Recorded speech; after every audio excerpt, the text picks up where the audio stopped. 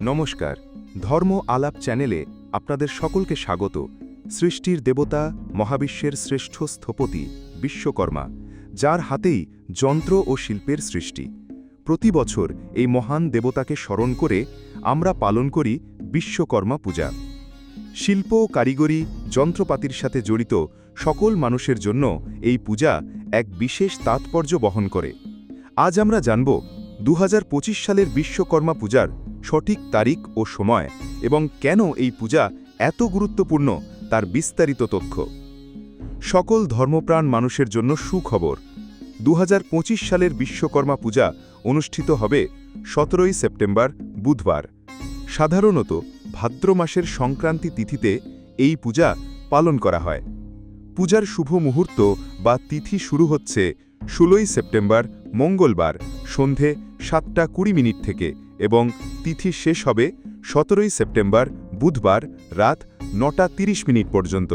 সুতরাং আপনারা 17 সেপ্টেম্বর বুধবার সারা দিন ধরে বিশ্বকর্মার আরাধনা করতে পারবেন। এবার আসি মূল প্রশ্নে, কেন আমরা বিশ্বকর্মা পূজা করি? বিশ্বকর্মা হলেন হিন্দু ধর্মের একজন গুরুত্বপূর্ণ দেবতা, যাকে বিশ্বব্রহ্মাণ্ডে স্থপতি এবং প্রথম প্রকৌশলী বলে মনে করা হয়। পৌরাণিক কাহিনী অনুসারে বিশ্বকর্মা দেবলোক, দেবতাদের অস্ত্রশস্ত্র, দেবদেবীদের নানান অলঙ্কার এবং স্থাপত্যের নির্মাতা। দেবরাজ ইন্দ্রের বজ্র, ভগবান বিষ্ণুর সুদর্শন চক্র, এমনকি লঙ্কার স্বর্ণপুরী, দ্বারকানগরী এবং স্বর্গলোকও নাকি তারই হাতে তৈরি। তাই তাকে শিল্পী ও কারিগরদের দেবতা বলা হয়। এই পূজা মূলত শিল্প ও যন্ত্রপাতির সাথে জড়িত সকল পেশার মানুষ, যেমন শ্রমিক, কারিগর, ইঞ্জিনিয়ার, স্থপতি, ব্যবসায়ী এবং সকল কলকারখানার কর্মীরা তাদের যন্ত্রপাতির সুরক্ষা, কার্যক্ষমতা বৃদ্ধি এবং নিজেদের কাজের সফলতার জন্য পালন করেন। এই দিন কর্মশালা, অফিস, কলকারখানায় এবং বাড়িতেও যন্ত্রপাতির পূজা করা হয়।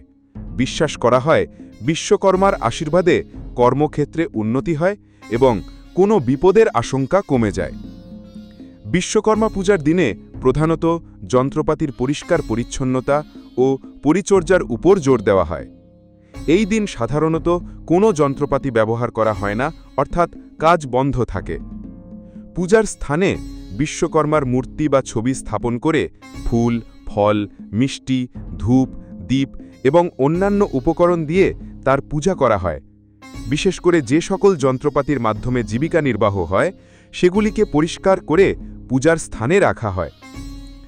বিশ্বকর্মা পূজা শুধু যন্ত্রপাতির পূজা নয়, এটি শ্রম, মেধা ও সৃষ্টির প্রতি শ্রদ্ধা জানানোর একটি অনন্য উপায়।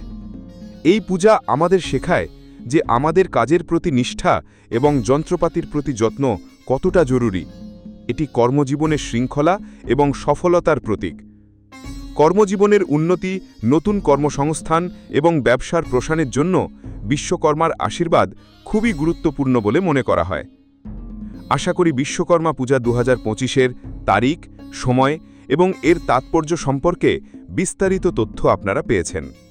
এই দিনে আপনারা সকলে নিষ্ঠা সহকারে বিশ্বকর্মার আরাধনা করুন। তার আশীর্বাদে আপনাদের কর্মজীবন উজ্জ্বল হোক। ভিডিওটি ভালো লাগলে লাইক, শেয়ার করবেন এবং আমাদের ধর্ম আলাপ চ্যানেলটি সাবস্ক্রাইব করে পাশে থাকবেন। আপনার মূল্যবান মতামত কমেন্ট বক্সে জানাতে ভুলবেন না। দেখা হবে পরের ভিডিওতে। ততক্ষণ ভালো থাকুন, সুস্থ থাকুন।